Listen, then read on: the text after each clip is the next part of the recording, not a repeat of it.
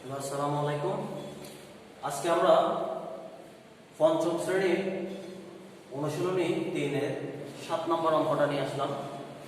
তো ৭ নম্বর অঙ্কের মধ্যে বলা হয়েছে যে জালাল সাহেবের মাসিক বেতন ৮,৭৬৫ টাকা, প্রতি মাসে তিনি ৩,২২৫ টাকা বাড়ি ভাড়া, ৪,৮৫০ টাকা অন্যান্য জিনিস ক্রয়ে খরচ করেন। অবশিষ্ট টাকা ব্যাংকে জমা রাখেন। তিনি ৮ মাসে কত টাকা জমাতে পারেন? তো আমরা সবসময় একটা জিনিস জানি, সেটা হচ্ছে যে আমার যে মাসিক বেতনটা থাকবে, মাসিক বেতনের উপর যে আমার যে খরচগুলো আছে, খরচগুলো বাদ দেওয়ার পরে যে টাকাটা থাকবে সে টাকাটাই আমরা জমা করি। তো একইভাবে এখন আমরা প্রথমে যেহেতু আমাদের খরচের লিস্টে আসতে হবে, তো প্রতি মাস মানে ১ মাস। তো ১ মাসে তিনি এত টাকা বাড়ি ভাড়া, তার মানে বাড়ি ভাড়া বাবদ খরচ সমান ৩,২২৫ টাকা। এরপর ৪,৮৫০ টাকা অন্যান্য জিনিস ক্রয়ে খরচ করেন, তার মানে অন্যান্য জিনিস বাবদ খরচ সমান ৪,৮৫০ টাকা। তো আমাদের আর কোনো খরচ নাই, তাহলে এই দুটো খরচ যোগ করি, তাহলে ৫, ৭,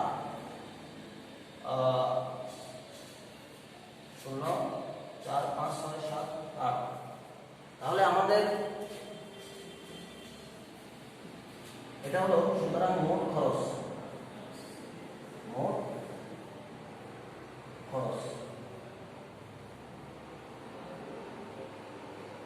তাহলে আমাদের মোট খরচ আসলো ৮,০৭৫ টাকা। তো এখন আমরা দেখবো যে আমাদের বেতন, তো জালাল সাহেবের মাসিক বেতন যেটা ৮,৭৬৫ টাকা, সেই টাকাটা থেকে আমার মোট খরচটা বিয়োগ দিলে আমাদের বেরিয়ে আসবে। তো আবার জালাল সাহেবের মাসিক বেতন, জালাল সাহেবের মাসিক বেতন ৮,৭৬৫ টাকা। তাহলে মোট খরচ, জালাল সাহেবের মোট খরচ, এই যে আমাদের মোট খরচ ৮,০৭৫ টাকা। তাহলে আমরা এখন জমাতে পারে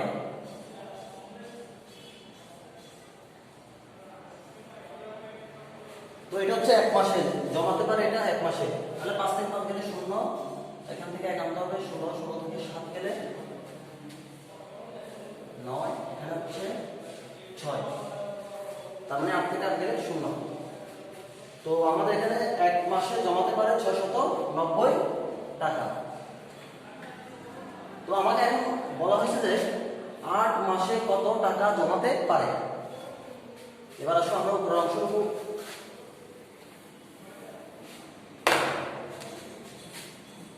সুতরাং ১ মাসে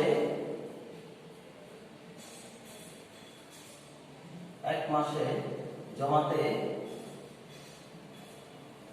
পারে ১ মাসে জমাতে পারে ৬৯০ টাকা। ৬৯০ টাকা। তাহলে আমাদেরকে ৮ মাসে কত টাকা জমাতে পারেন সেটা বলা হয়েছে। তো সুতরাং ৮ মাসে জমাতে পারে, তাহলে 690 গুণ 8 টাকা। তখন আমরা 8 দিয়ে এটাকে গুণ দেব, 8 শূন্য শূন্য, 8 9 72, 72 2 হাতে 7।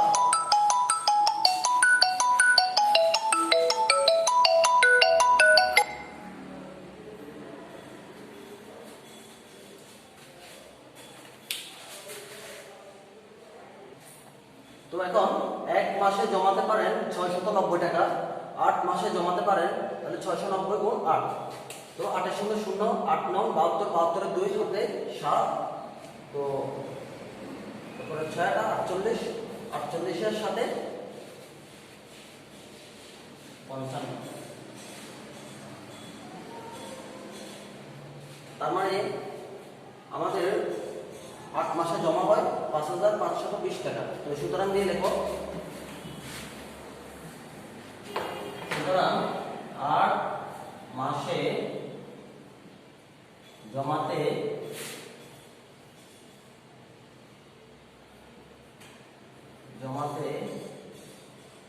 পারেন 5520 টাকা।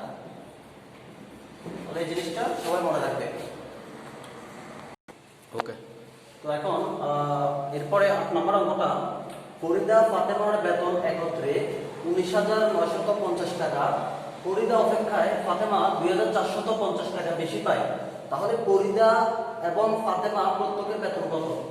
তো তোমরা একটা জিনিস মনে রাখবে, যার সাথে আমরা বেতনের তুলনা করি, যদি কারো বেশি থাকে টাকা, তাহলে বেশিটা প্রথমে বিয়োগ করে দিতে হবে, পরবর্তীতে যোগ করতে হবে। আর যদি কম হয় তাহলে সেটা প্রথমে যোগ করতে হবে, তারপরে বিয়োগ করতে হবে। যেমন এখন যেহেতু বলা হচ্ছে ফরিদা এবং ফাতেমা বেতন একত্রে 19,950 টাকা, ফরিদা অপেক্ষায় ফাতেমা 2,450 টাকা বেশি। তার মানে আমরা দুজনের সমান টাকা আনতে গেলে প্রথমে আমরা লিখো ফরিদা এবং ফাতেমার বেতন একত্রে 19,950 টাকা। ফরিদা এবং ফাতেমা বেতন একত্রে 19,950 টাকা। তো ফরিদা অপেক্ষা মানে থেকে, ফরিদার থেকে ফাতেমা 2,450 টাকা বেশি, তার মানে বেশিটা আগে বিয়োগ করে দিতে হবে। তাহলে ফরিদা অপেক্ষা ফাতেমা 2,450 টাকা বেশি। যেহেতু বেশি থাকলে আমি আগে বলছিলাম বিয়োগ করে দিতে হবে দুজনের টাকা থেকে। তো সুতরাং দুজনে সমান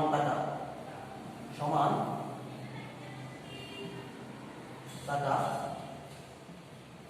তাহলে 19,950 থেকে আমরা 2,450 টাকা বিয়োগ করে দেব। তো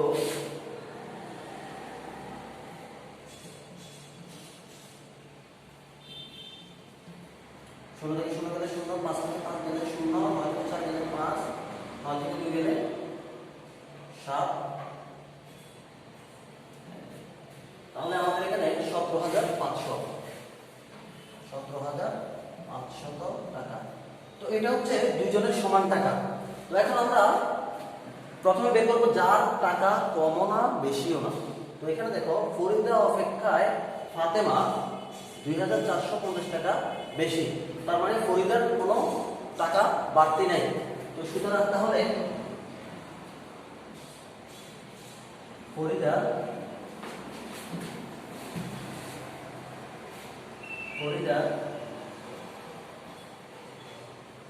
আছে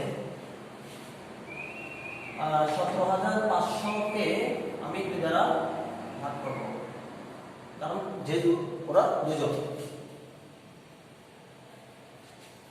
তো 17,500 কে 2 দ্বারা ভাগ করা হলে তাহলে 8 দুগুণে 16, 1 5, তারপরে 7 দুগুণে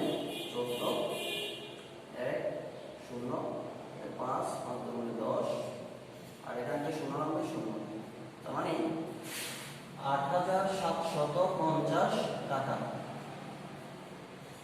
তাহলে আমাদের ফরিদার টাকাটা বেড়ে হয়ে গেছে, কারণ ফরিদার কোনো বাড়তি টাকা ছিল না। তো এখানে যেহেতু বলা হয়েছে যে ফরিদা অপেক্ষায়, মানে ফরিদা থেকে ফাতেমার 2450 টাকা বেশি, তার মানে সুতরাং ফাতেমার আছে, যেহেতু ফরিদার টাকা বাড়িয়েছে 8750, তাহলে এর সাথে যোগ হবে এই যে 2450 টাকা বেশি, 2450 টাকা। তাহলে 8750 8750 আর হচ্ছে 2450 যোগ করো, 0 7 4 11 12 8 9 10 11, তাহলে 11200।